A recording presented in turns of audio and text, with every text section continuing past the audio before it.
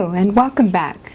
Further to my last two episodes on selling your company to your employees and notifying your employees that you are selling, today's discussion is focusing on the effects on employees when selling your business.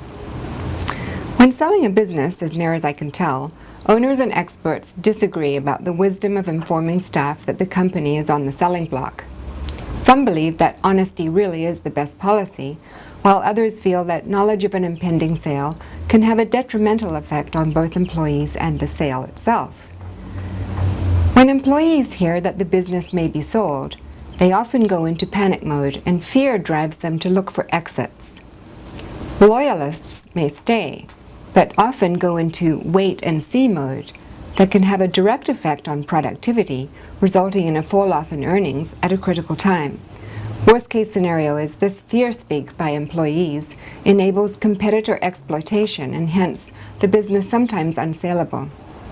This said, with proper planning and careful consideration of your staff, the damaging effects can be realistically minimized and may often have positive outcomes. Let's look at the realistic effects on employees if you decide to inform your employees of this decision to sell ahead of time. Insecurity. Provide enough information for them to feel secure, but not so much that it overwhelms them. It's helpful to begin by explaining your reasons for selling and enroll them in the generous outcomes you hope to achieve through the sale. Make them feel part of the success. Fear of losing a job. Try to allay anxiety and fears around the possibility of job loss or the fear of working for a different owner. Selling the company to a buyer who plans to retain the current staff will go a long way toward easing their fears. If not, reassure employees that the new owner may make his own staff decisions, and successful performance during the sale period will be an incentive for the new owner to retain current employees. This strategy will help too with any potential loss in productivity.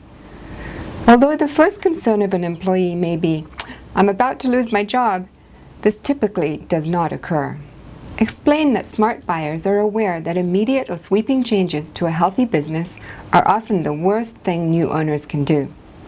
Buyers will want the same people who help build a successful business to stay on and continue doing a good job. As a general rule, employees' jobs are secure in a small business sale. Expectations. Manage expectations about the length of time it may take to sell, so you're not constantly providing individual updates, and encourage employees to ignore rumors.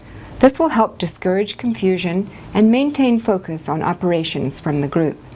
An open-door office policy will generate a comfort zone.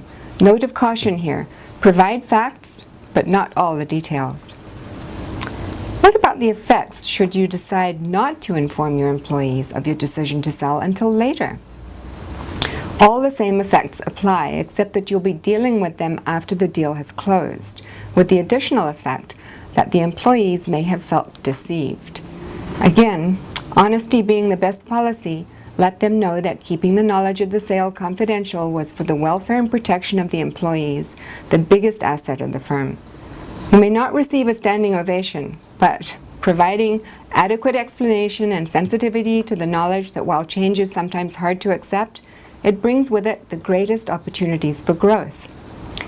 This is a good time to unveil a new plan that describes the growth potential and incorporates the team and garners the support of the entire staff. Bottom line is, in their jobs, employees are looking for, and this is no particular order, money, certainty, challenges, appreciation, purpose, growth, opportunities, relationships, and rhythm, certain predictability to living. Selling a business can have an effect on all these qualities of life. The culture of a company is not static, lots of moving parts, and it changes over time, especially if it's growing. The only way to really know if the culture will be better or worse is to stick around for the experience. Thanks again for joining me for another educational aspect of business. For Pacific Business Brokers, I'm Amanda Reale.